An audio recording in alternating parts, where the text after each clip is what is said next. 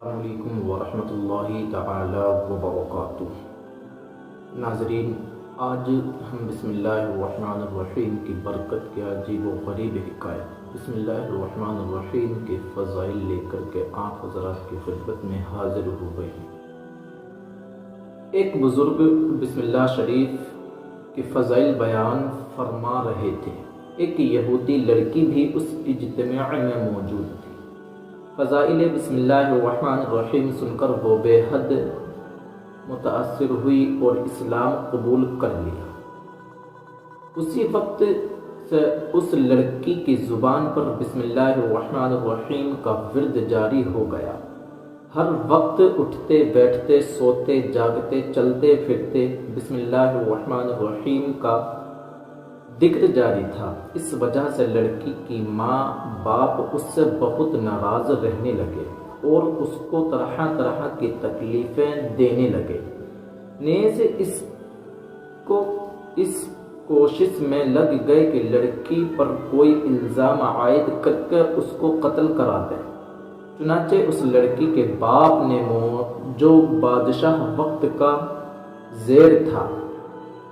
وزیر تھا، ایک دن بادشاہ کی مہر کی انگوٹھی جو اس کے پاس رہتی تھی اپنی لڑکی کے سپرد کر دی۔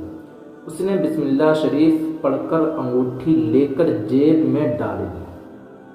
رات کو جب وہ لڑکی سو گئی تو اس کے باپ نے انگوٹھی اس کی جیب سے نکال کر دریا میں ڈال دی۔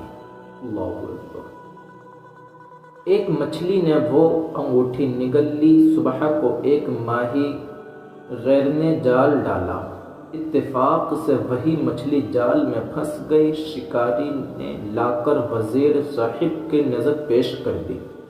وزیر نے مچھلی لڑکی کو پکانے کے لیے دی۔ لڑکی نے بسم اللہ الرحمن الرحیم کہہ کر مچھلی لی اور بسم اللہ کہہ کر اس کا پیٹ چاک کیا، یعنی کہ اس کو کاٹا، تو وہ انگوٹھی مچھلی کے پیٹ سے نکلی۔ اس نے بسم اللہ پڑھ کر پھر جیب میں ڈال لی اور مچھلی پکا کر باپ کے آگے رکھ دی۔ کھانا کھانے کے بعد جب دربار کا وقت آیا، باپ نے لڑکی سے انگوٹھی طلب کی۔ اس نے بسم اللہ الرحمن الرحیم پڑھ کر انگوٹھی جیب سے نکال کر دے دی۔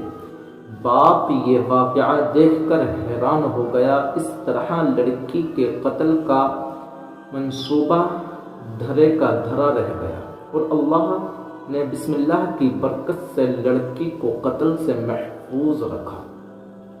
تو یہ بسم اللہ الرحمن الرحیم کی برکت تھی کہ ایک انگوٹھی بادشاہ کی مہر کی تھی، تو اس لڑکی کے باپ نے اس لڑکی سے چوری کر کر کے رات میں اور دریا میں ڈال دی، اور صبح کو بسم اللہ الرحمن الرحیم کی برکت اللہ تبارک و تعالی جسے چاہے عزت دے اور جسے چاہے ذلت دے، جسے چاہے عزت سے نوازے اور جسے چاہے ذلیل کرے۔